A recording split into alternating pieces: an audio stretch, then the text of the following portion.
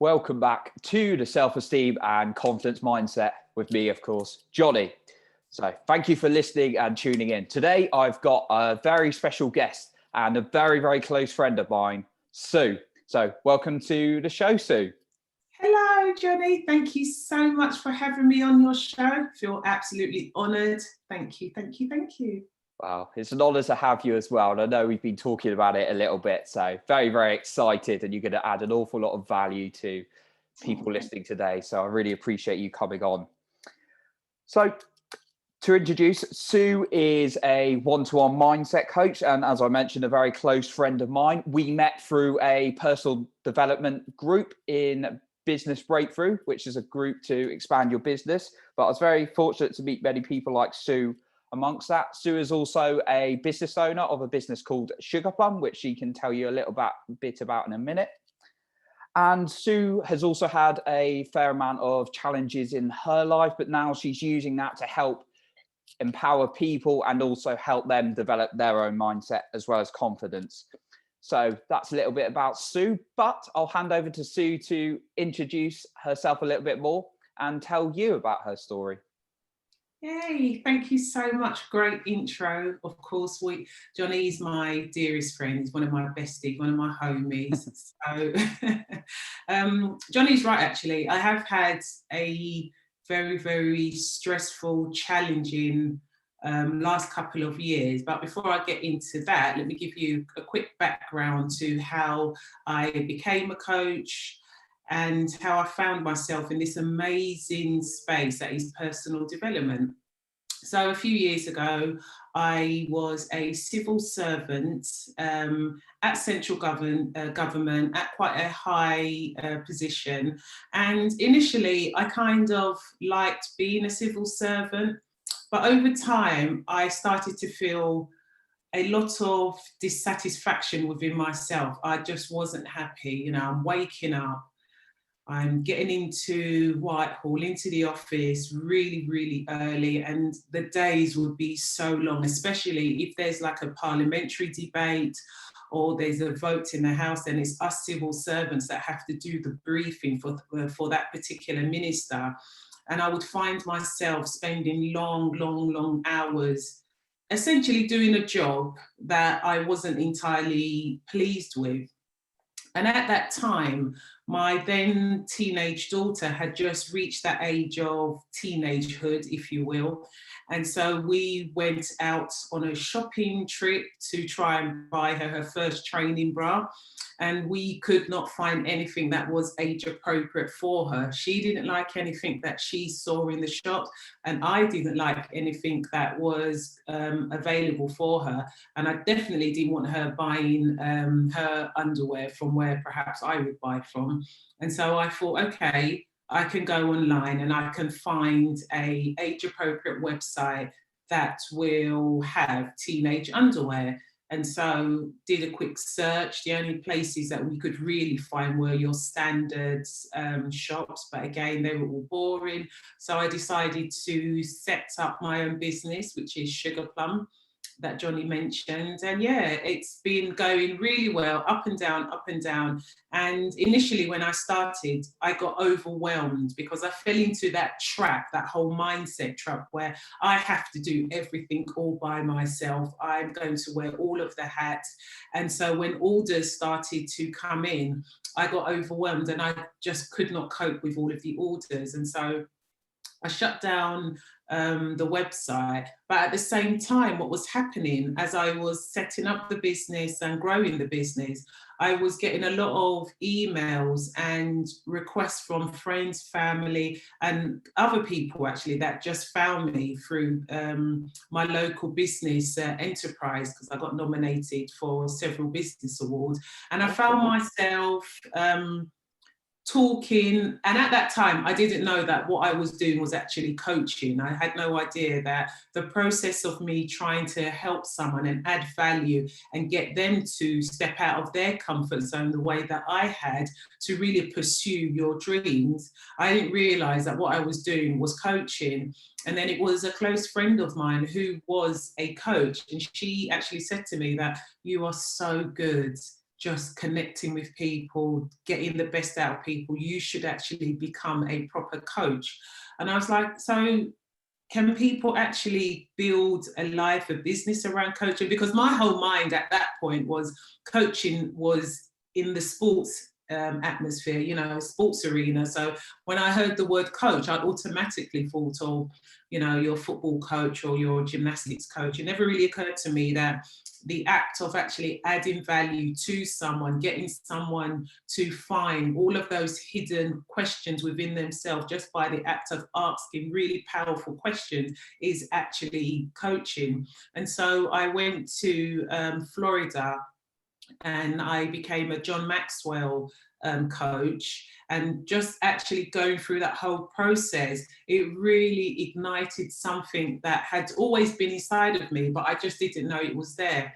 And so I've come back, and then as I started to build my coaching business, and then I was hit with tragedy. My daughter that actually inspired me to set up Sugar Plum, the whole reason behind the brand, she had just graduated from her university, and she had just graduated with first class honours. She was only 22. Her name was Geneva, and she had gained admission into Imperial College to study her master's. And it was there that my husband and I found her dead in her halls of residence. She had actually taken her own life. And that came as a massive shock to me and to the rest of my family.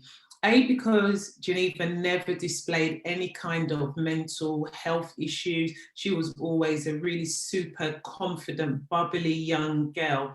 And then for us to discover her dead with no warning. I mean, I don't think anyone really is given any kind of warning when suicide is involved. But I feel from my journey and speaking to other families and those that have had suicidal thoughts and those that have gone through that whole process of grieving, I know that most oftentimes there has always been like a history of mental health challenges, and that really wasn't the case for me.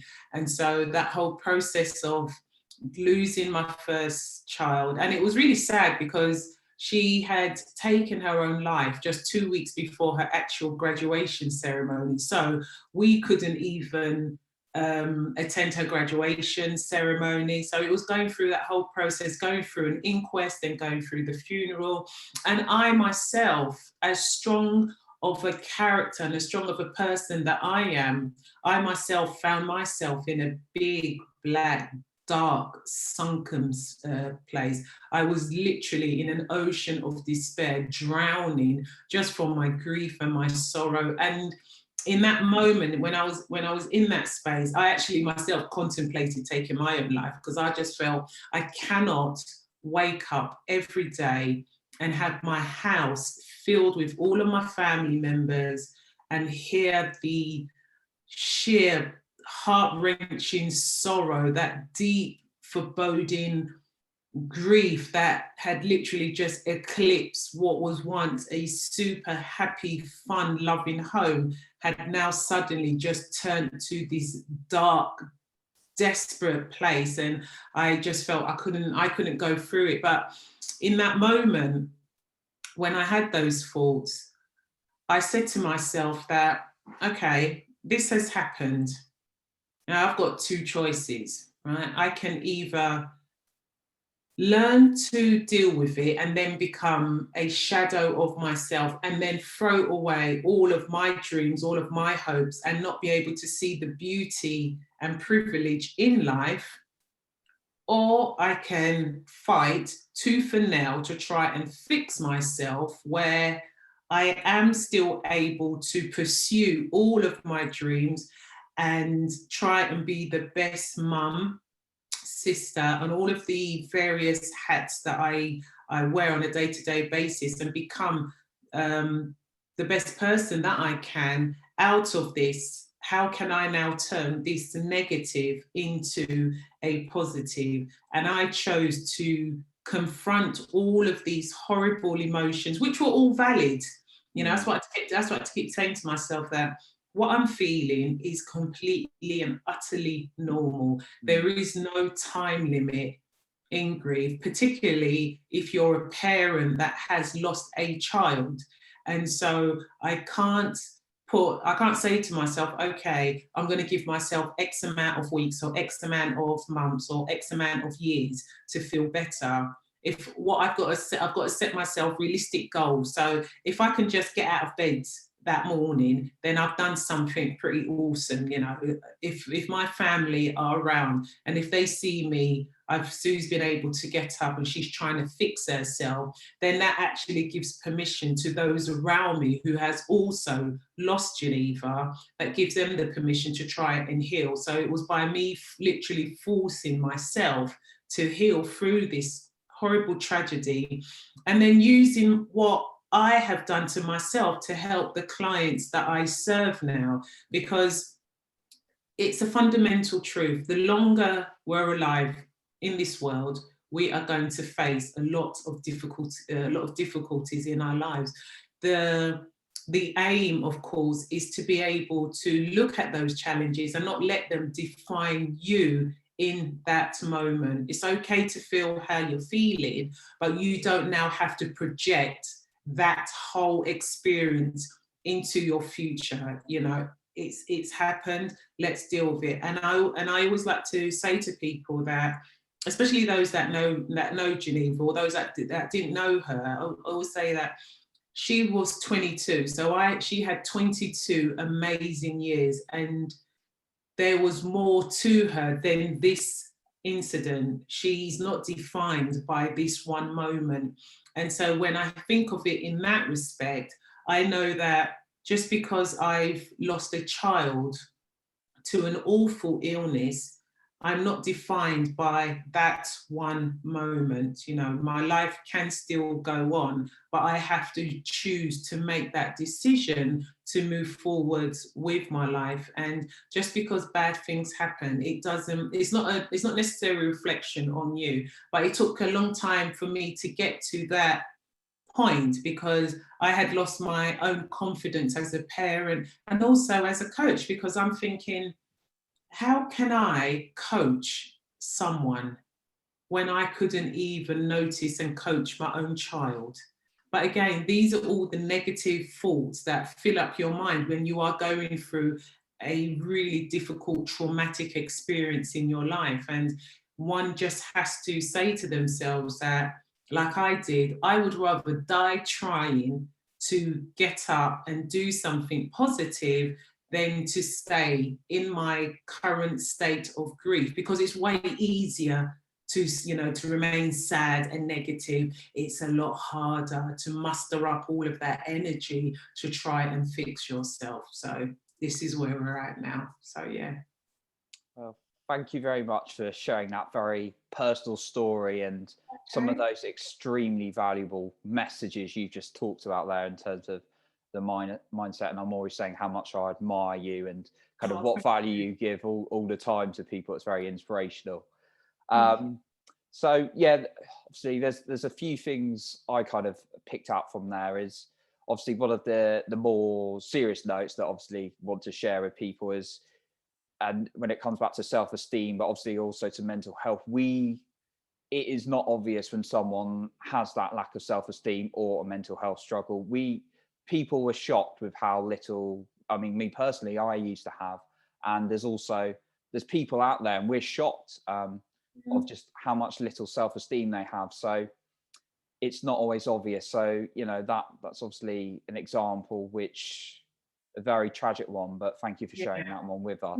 But there's also what you said about there, that about feeling the emotions when we're down. And sometimes I think people try and blow it away, and I was terrible with this myself, but I know other people I've helped, just trying to get rid of these emotions. I don't want you, I want to feel good. And, you know, you stress the importance of actually allowing yourself to feel the emotions. Yeah. But at the same time, noticing they are not you. They're not you. So you're feeling a bit, you know, you're going to feel these negative emotions as such a setback. And there's going to be other instances in life, like we might lose our job, or we might get dumped. We might have a divorce, many other circumstances, but it's important to feel those emotions. But also then the third thing I sort of picked out from what you've said is that you actually have choices, and we have more choice in our life than we think we do. So it's about what we do going forward. So I definitely resonated with all the message you said there, for obviously a very personal share that I completely admire you sharing. So thank you for that, Sue. Thank you.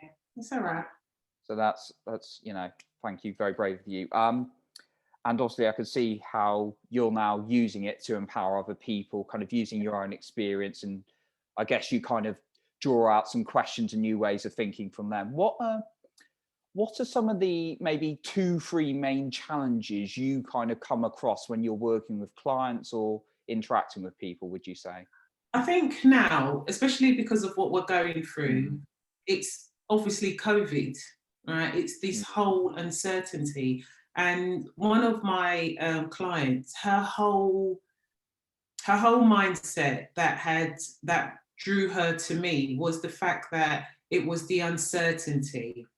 And so what I said to her was that, okay, I get it. You're uncertain. You know what? Sometimes I am uncertain, but guess what? So is the Prime Minister and the global leaders, if you will. Everybody is uncertain because nobody can control what is going on. So if you're focusing all of your energies on something that you cannot control, you are getting yourself into a right 2 and 8. Okay, let me try and in a right 2. Oh.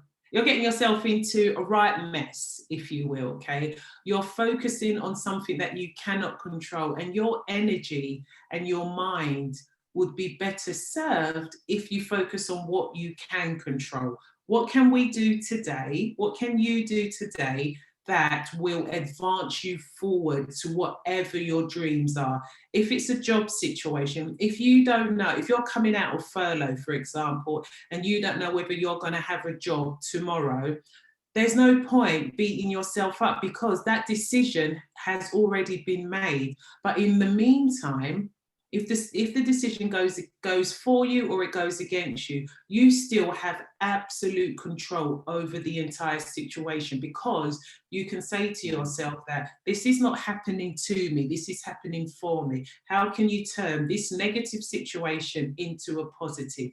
There are many opportunities. Maybe this could be the perfect time for you to explore all of your deep hidden ambitions and dreams and goals that you've suppressed all of these years because you've been stuck in a job, for example.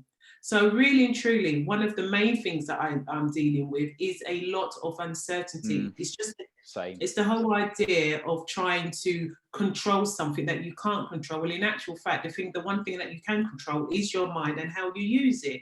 Your mind can be an instrument of good, or it can be an instrument of torture. I suggest everybody try and use their mind for an instrument of good. So yeah, and definitely can relate to the uncertainty one. And some people, someone might be listening and thinking, that's easier said than done. And as one of our favorites, Rob Dahl, says, but like, so's anything. It's so anything's easier said than done. But it's like constantly retraining your mind and focusing on what you're in control of. And there's one thing I like to point people to personally, just to share, is the circle of influence and concern, and drawing up their own. So it's like, right, what am I in control of and what am I not? And reinforcing that habit over and over again. Absolutely. There's nobody that has not been adversely affected in this year. However, those that come out of this year slightly better, more positive, they're the ones that have actively risen their level of awareness. They're the ones that have said to themselves, whilst we've been on lockdown, which is, if you think about it, which is more or less the best part of this year, those that have said to themselves, okay, after you've watched, 1, 2, 3, 4 box sets, or you've been watched on Netflix, and now you've got to try and work from home. If that whole process of you working from home has become a bit of a chore, the real question, one should ask themselves is this, okay, this is my life. Do you know what I mean? I've got one life. And if you're giving like literally 7 to 8 hours of your life to an activity, irrespective of whether or not it's paying your bills, you're slowly dying anyway, because you don't have no kind of life anyway, that you're just existing. So actually this whole year should really teach people that this is the precise moment where I can actually improve myself. This is the precise moment that I can actually really figure out who I am. Because we live such incredibly busy lives, we actually don't take time out to really understand who we are, what it is that we actually want.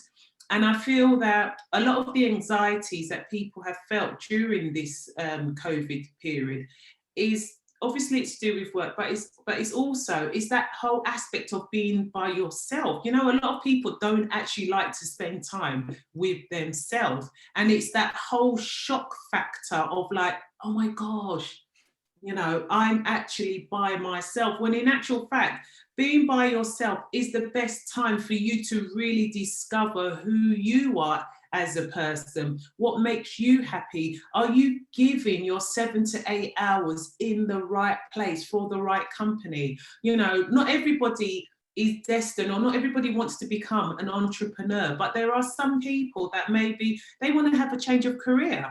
Well, if that's the case, then perhaps this period is a great time for you to explore that. But because a lot of people don't have these internal, deep, meaningful conversations with themselves, it's really awkward for them. And so, you know, that's where a lot of anxiety is coming from. And then, of course, it's your confidence, you know. You ain't feeling really great about yourself. And again, that's again to do with the fact that we've all been, to a certain degree, me, myself included, a bit contaminated by social media, by everything that we see online. And it has an adverse effect on us. And unless you have a really strong mind, unless you know who you are, if you don't feel comfortable standing up in front of the mirror first thing in the morning, when you ain't sorted yourself out and you're just standing there looking yourself eye to eye, and if you can't speak words of love, you know, change your language, really speak these positive words, then you don't know who you are, and it is going to feel uncomfortable. And that's, you know, and you are going to not have that level of confidence that you have, you know, that we should all have, essentially. So Yeah, there's some really good shares there in terms of and advice, obviously, of some of the things I too is certainly finding people are struggling with. And I just want to re-emphasize the message of what you were talking about, the mindset. You need to have a really strong mindset in this day and age with social media and all the things that come at us. If we're not, I feel like if we're not constantly, from my perspective, training our own self-esteem and looking after ourselves and our mindset, you are going to be in trouble, because there are so many things that are coming at you, left, right, and centre, comparisons, maybe bad news in the media and anything. If you are not training yourself every day to like you, or working on liking yourself or discovering who you are going to struggle. And that's the reality, in my personal opinion. And exactly, and that is the harsh reality, because the thing is, there is no quick fix. And I think oftentimes when people are a little bit dismissive of the value that we add to our clients as coaches, it's simply because they're not prepared to put in the work. I did not arrive in this space now 2 years after losing my first child overnight. I didn't wake up one morning and then suddenly I felt, I'm going to restart my business. I'm going to, you know, start my coaching. But none of this happened overnight. It is constant daily work. It's almost like having to take a super vitamin pill every day. Love that. And the day that I decide not to take my super positive vitamin pill, then of course I'm going to, you know, something might happen and I might have a really shitty day. Oops, sorry. I might have a really bad day. And when I have that really bad day, because I've not taken my positive power vitamin pill, it's then going to seep into tomorrow and then the next day. So personal development and working on yourself is a constant. You can't take a day off. and especially because of how our mind and how our brain work, it's really super easy to slip back into old habits, because these are all habits. That's all it is. It is all habits. If I don't, train or eat healthy or be mindful with what I intake on a day-to-day basis, then I'm going to be like a big heifer, right? And that's the same thing with working on yourself, personal development. If you're not mindful with the content that you take in, if you're not reading, really good, really great books, if you're not surrounding yourself with the right people, how on earth do you expect to see the roses or the potential within yourself if you're not feeding yourself with all of the great positive vibes? It's absolutely impossible. Totally agree with that. That's a great message. And I say to people, it doesn't have to be, we're not talking like hours of sitting down and meditating. We're not talking about 2 hours of reading a day. We're talking about little habits to do every day. And it's not just on days when I feel like it. And it's not just when I've got to a super, super low that I need to start doing that stuff. It's whatever you're feeling. It's just doing little things each day. So I'm so glad. I love what you said about the super vitamin pill. And what you started talking about a little bit on the information we're feeding was a really good point, because I was going to talk to you about that.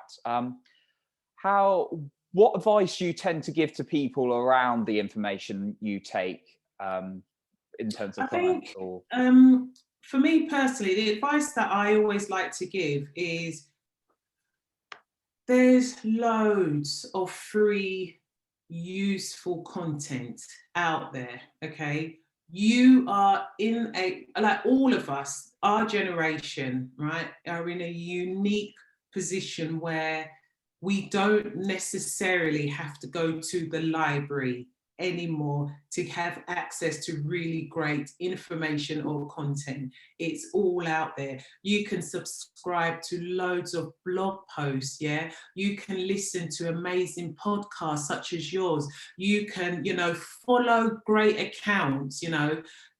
On Facebook you can join lots of positive groups. The information is out there. The difference is that more often than not, people like to follow shiny, blingy things, okay?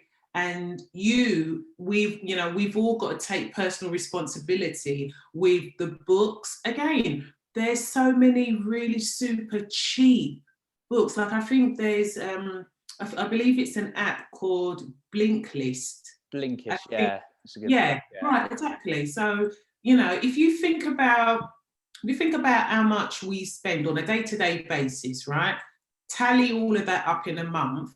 I'm pretty sure that if I were to go through the average person's budget that says they can't afford to subscribe to audiobooks or Blinkist, but they can afford to spend X, Y, and Z on this that actually isn't really feeding your soul or adding that much value, you will definitely see the difference. So, if you're not a physical book person, then listen to an audiobook. If you're not an audiobook person, again, listen to a podcast. There's just so much great information. The personal industry, our space that we're in now, it has grown so much over the last, maybe the last 10 to 15 years, right? There's and a lot more people are a lot more aware of personal development and what it means, and I feel that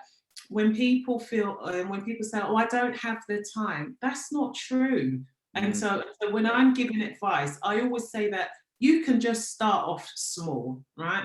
Find a really great podcast, or if you ain't got good podcast, then invest in nice little motivational cards like that. So I always change my cards every morning when I'm in the office. There's just, there really isn't any excuse for not being able to take in great positive content that will actually make you stop and think, that will motivate you. And what you've got to remember, the content that you take in also forms the level of your mindset and your belief systems. Okay, you take in great content, you start to believe that you can absolutely 100% achieve greatness. But if you dip and dab here, there, and everywhere, you're never gonna store up enough of the information, the positivity, to really get you to take action, if that makes any sense. Yeah, absolutely. It's a reoccurring like pattern going into your head. So, Yeah. me and Tony You have to Robbins hang literally out every brainwash day. yourself. Yeah, you have to literally brainwash yourself. You have to, because it has taken a long time for each of us to feel and think a certain type of way, right? It's taken years to get us to how we think, not you and I, but those that are not as advanced in terms of their personal development or their mindset. So if it's taking such a long time due to nurturing our environment, the friends we hang around with, our job situation, why do we think that overnight, just by reading one book or listening to one podcast show or watching a great YouTube channel, we're suddenly going to change all of these habits? It is constant. It will be like this till the end of time, if we choose it to be. That's all it is. Yeah, definitely. It's an ongoing process, and we can never, Absolutely, we never hit an end point. So, yeah, I mean, like I said, I sort of hang out with Tony Robbins every day, and Tony Robbins doesn't know who I am, but yeah, I've got Tony Robbins talking to me every day, as opposed to the news talking to me every day. Yeah, exactly. And that is a conscious choice that you've made. And look how brilliant you are for it, though. Do you know what I mean? Thank you. You're I didn't pay her to say that, everybody. Because it's true. Oh, thank you. But yeah, we're making, yeah, no, that's a very good point Sue's making about, you need to look at your habits every day and inform you. They don't need to be these massive long ones. They're just like little things you're doing, and self-awareness plays a good factor into that, of what's good for you. So yeah, and it kind of leads me on a little bit to, what I talked about then we were talking about then a little bit is like what you're listening to, and it's kind of almost like you're hanging out with, someone. But generally, kind of the people you talk to, obviously we talk to each other and like sort of groups. How much of an impact has it been for you hanging out with new people in your life? Oh, it's been massive. I think I said this to you the other day, that actually it's been a fair minute since I've spoken to any of my girlfriends. Like literally, it has been a good while. And it's not because of anything, but because I can see the growth in me and who I've now become. I actually just haven't got that much time just to talk idly. I mean, I still got a couple of my girlfriends that are actually on the same sort of, they're super focused, they know what they're doing, and it's just not about us just constantly every Friday, Saturday going out and that. So I've got girlfriends that are like me, super focused, they've got their businesses. But on the other side, because I've increased or I've leveled up, because I honestly felt that I was the smartest person in my group, and I didn't want to be that person anymore. I want to be in a room with other people that are smarter than me. So being able to actually level up my friendship group. So I've got you, we've got our little business group. I've got other people that I've connected through coaching. It's just my life just feels a lot more fulfilled and more exciting, because I'm seeing each of us progress, and I like that. Do you know what I mean? No one is staying the same the way they were before, and because there's a massive change in me, it's had an effect on my siblings, my cousins, and my family as well, because now everyone is just thinking differently. Whereas before it was, oh, let's blame the government, or woe is me. Now everyone suddenly starts to think, okay, what choices can I make now? What can I do differently? What can I do in this moment to change my current situation? And that would never have happened had I not have leveled up myself and changed my circle of friends. You know what they say? You hang around with 10 losers, okay? You're going to be loser number 9. You hang around with 10 millionaires, then chances are you are going to be millionaire number 9. Okay, you are the average of the 5 people you hang around with. So if that's the case, why wouldn't you want to surround yourself and just immerse yourself with people, with like-minded people, where you can still have a giggle, we can still have a laugh, we can still share stories and share our business tactics, or what we're struggling with, not just on the business front, but also on the personal front.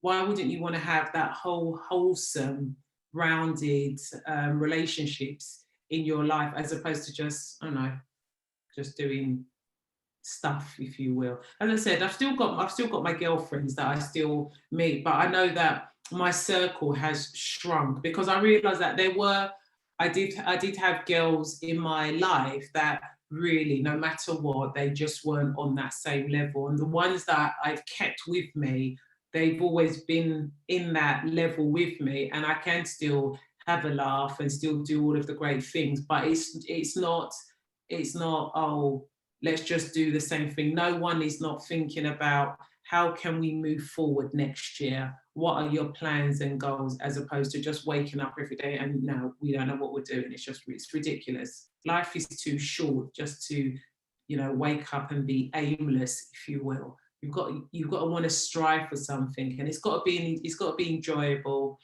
But at the same time, you want a good set of people around you that can still keep you grounded. So yeah.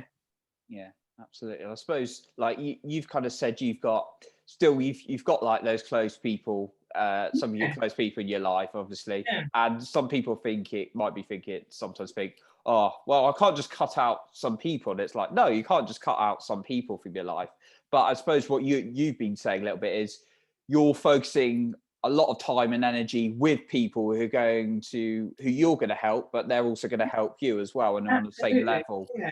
But you've obviously still got the close people in your life as well. Yeah. But yeah, exactly. So when people say, oh, I can't change my friendship group and all the rest of it, I really do believe it's a detachment, it's a separation anxiety for all of the wrong reasons. Because oftentimes when we develop relationships, okay, especially when you get older, we're not flipping 15-year-olds here, okay? When we get older, the lifelong relationships that we really hold on to, they have proven themselves over a sustained period of time. Even when you argue with your friends, okay, they're not arguments that are deal breakers. When you're able to say, okay, I've got this group of people, because there's a difference between having people on your phone, acquaintances and hi, hello, versus real confidants, people that you can really open up, like if you've got friends, like I've got some of my girlfriends I went to university with, okay? And so they're my day one chicks, if you will.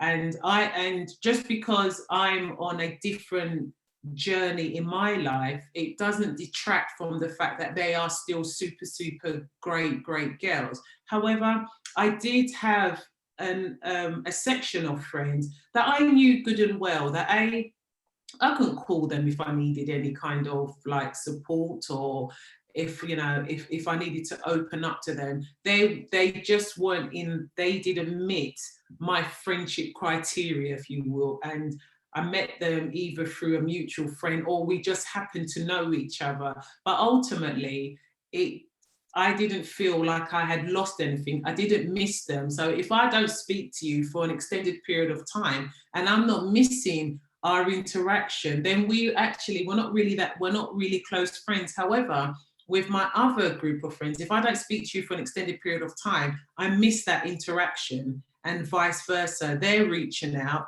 Oh, Sue, I've not heard anything from you. You're right. The kid's okay. Is everything okay? Then they reach out and we reach out. So I think it's different. You have to be able to ask yourself, is this group of friends, are they really bona fide friends? Can I honestly pick up my phone and be open and honest with them? If I needed money, are these the people that I can run to? Can they keep my secret? Can they themselves keep a secret? You know, what are they like, and vice versa? And if the answer to these questions are no, then it's not a problem for you to say, okay, yeah, we've outgrown ourselves. Because that's the thing, it's okay to outgrow certain people. That's what life is. It's not a bad thing. Sometimes we do just outgrow certain things, the things that we used to like doing, just because, you know, now our interests have changed. That's, again, that's not a bad thing. So it's not a bad thing to detach yourself away from certain people if it fits your new path, if you will. If you discover that actually having these people in my life is detrimental to me being the person that I now want to be with, you know. So like, if you're recovering from something, you don't want to be around that group of people. If you've just come out of prison, you don't want to be around the same group of people that led you to prison in the first place. That's ridiculous. You know, they're not friends, are they? So yeah, I think it really all depends on, you know, what your friendship group was like in the beginning and where you find yourself now. Yeah, totally. And I think you've given some really good thoughts there to think about, for people to think in their own awareness, right? Is this person I'm hanging out with right for me? Is this helping me? Who perhaps do I want to be around a bit more? So these are some really good thoughts. So thank you, Sue. As we're kind of running towards the end, I just wanted to get if you can, think of your top 3 tips for people to improve their mindset. What would you say? I know there's quite a lot and you've got bolts of knowledge, but what would your top 3 be? Top 3. Okay, number 1, which I mentioned earlier on, is monitor and adjust your language. I think, you know, it's really important we are constantly mindful of how we speak to ourselves. We are the most important person we will have a conversation with throughout the day. So you've got to watch what you speak to yourself, you know. The words we say to ourselves, we would never tell a loved one. You would never tell your friend, your sister, your partner that, oh my gosh, you're useless.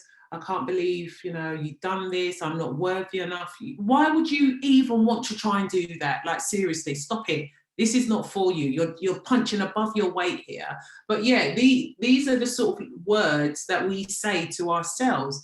So you have to be extremely mindful. Be kind to yourself.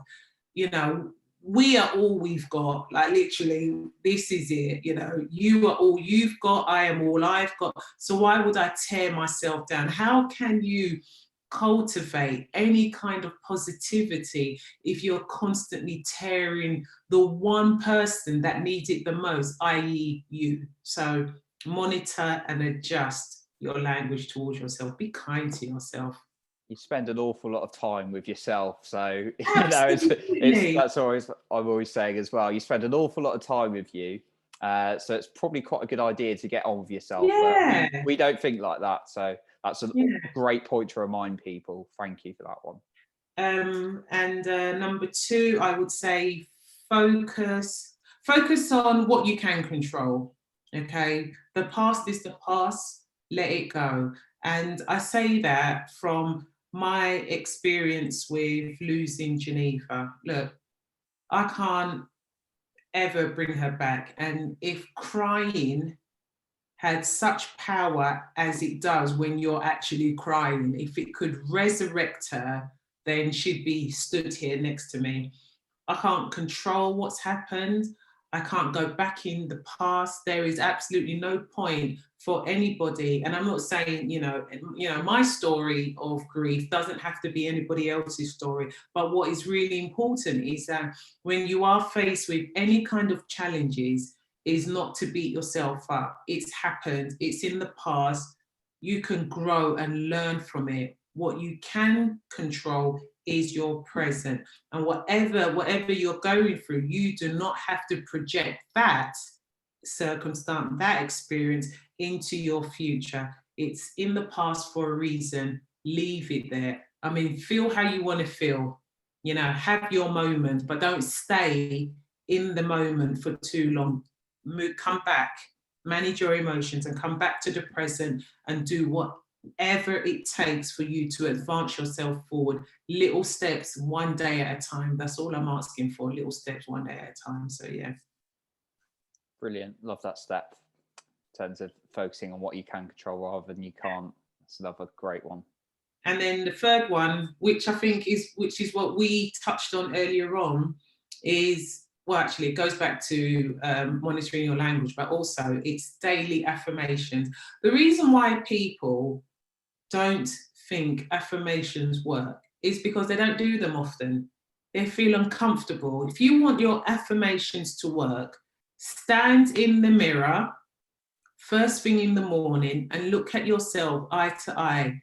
Get to know yourself and speak the words. Believe what it is you are saying to yourself as you look at yourself in the mirror. You do that consistently for a month, I promise anyone, you will start to feel a lot different, because you've got to manifest what you want for yourself. And so daily affirmations, whether you're saying to yourself, I love you, I'm confident, I can do this, or I want to do X, Y, and Z. Repeating those words, because you've got to brainwash yourself, right? In a good way.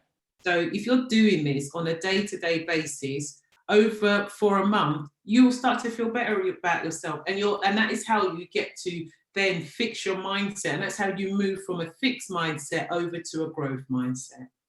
So yeah, I love that. Really putting the meaning into it, like you're believing it. So yeah, I mean, my neighbours think I'm mental, so I'm like shouting, "I'm unshakably confident," like that, for example. That's what I'm talking about. You know what? Commit, go all in. Don't do it half-hearted.